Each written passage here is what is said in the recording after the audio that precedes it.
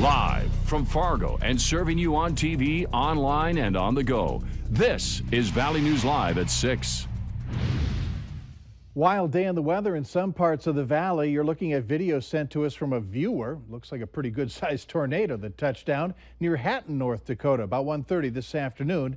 That's just northwest of Mayville. Luckily, it rolled through an open field, steering clear of any homes or farm buildings. Thanks to that, thanks to all of the viewers and many others who sent in video and photos. They're posted in a photo gallery in our home Facebook page. For a couple hours this afternoon, there were multiple tornado warnings issued. They have since expired. So let's check in right away with Robert Hahn for the latest conditions and what you can expect tonight. Robert?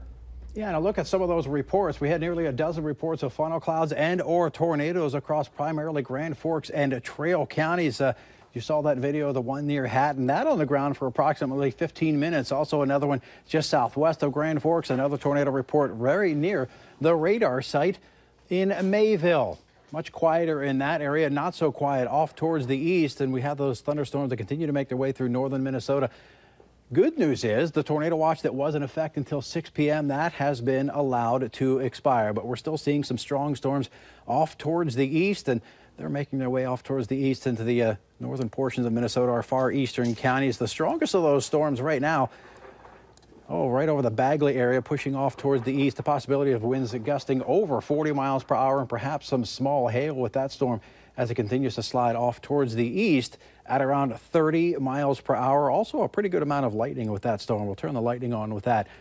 If the storm approaches your area, get on inside until that storm has passed. We've got some warm temperatures out there, except where it has rained. 63 in Thief River Falls. It's 81 here in Fargo, 87 down in Sisseton. Some gusty winds out there as well.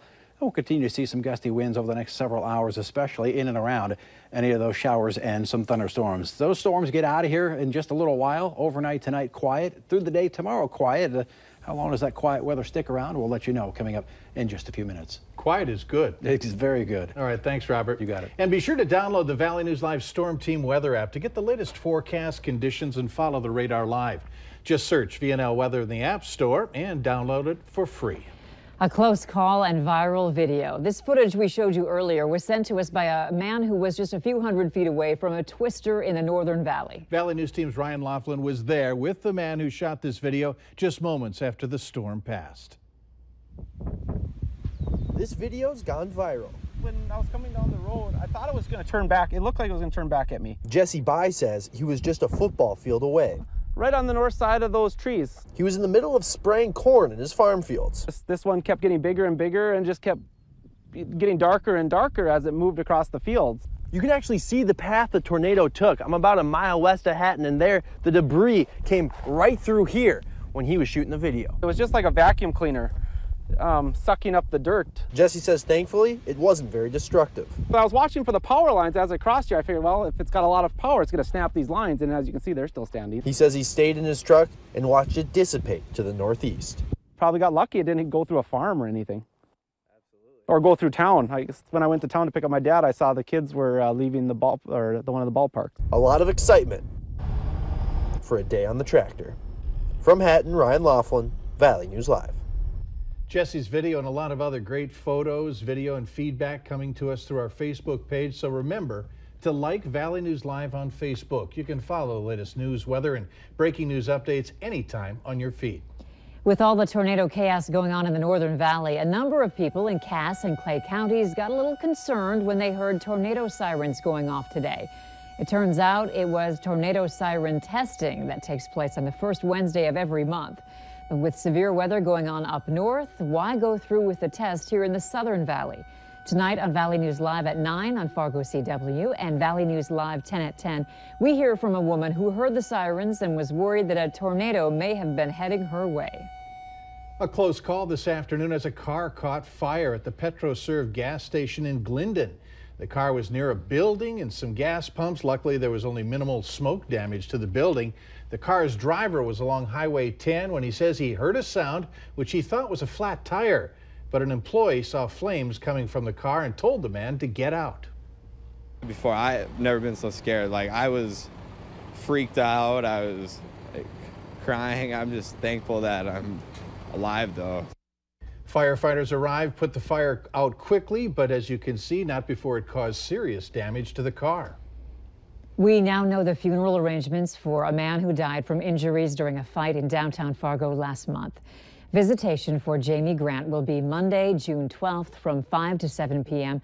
at Bolger Funeral Home, with a prayer service to follow at 7. Grant's funeral will take place Tuesday, June 13th at 10:30 in the morning at Saints Anne and Joachim Catholic Church in Fargo. The search continues for a man that went missing from the Red River on Monday. He's 29-year-old David Takane. He reportedly entered the Red River near First Avenue North, but there are conflicting witness statements about whether he was able to swim to shore. Anyone with information about this incident or information about Takane's whereabouts should call Red River Dispatch and ask for the on-duty Moorhead police supervisor. The search for a new West Fargo police chief is beginning its final phase today. Today and tomorrow, the two remaining candidates are taking part in interviews, a mock news conference, and some getting to know you time. The finalists are Heath Yonke, an FBI agent, and Lieutenant Troy Hischer of the North Dakota Highway Patrol. The chief's job opened when commissioners fired then-Chief Mike Wrighton in February. Commissioners have set no deadline for naming a new chief. Authorities in the Alexandria, Minnesota area are asking for your help identifying a motorcyclist who led a deputy on a chase and got away. Take a look at this dash cam video from the deputy's squad car yesterday. The deputy says the motorcycle was heading west on County Road 82 on the east side of Alexandria. He says the bike was going 80 miles per hour in a 55 zone. The chase was halted for safety reasons. The driver is a white male with a black full-faced helmet, and he was riding a red motorcycle. If you have any information, call this phone number, 320-762-8151. The aroma of barbecue is in the air in North Fargo, and that means Happy Harry's Rib Fest is once again back at the Fargo Dome. 7 rib cookers are bringing everything from beef brisket to pulled pork and ribs. Each night there will be live entertainment, and kicking it off tonight is opening act October Road and headliner Collective Soul. We've already seen one alcohol-fueled fight end in tragedy with the death of a Fargo man this week. And with huge crowds expected for Rib Fest, what are the event organizers keeping an eye out on? Beer and a few other alcoholic drinks are among the thirst-quenching options at Rib Fest. Valley News Team's Bradford Eric has more. Just like inside your favorite bar here in town, there are rules for purchasing alcohol inside the Fargo Dome. Those same rules apply outside here too. 2 alcohol beverages per person on your purchase is allowed. That's right, only 2 beers at a time per person. And during the first day's lunch hour, plenty of folks were choosing to mix their suds with their sauce. But the Fargo Dome Authority says their staff is trained in what to look for. Tell them that if you're uncomfortable serving that person, then you should either contact your supervisor or a security person and make sure the situation's handled appropriately. It is against the law to serve an obviously intoxicated person. Fargo police say the servers have all gone through training, spelling out the do's and don'ts under the law. Full uniform officers will be on hand throughout the event, and they plan to use other tactics as well. We've had plainclothes officers working in the capacity to identify underage drinkers, so minors in consumption out there.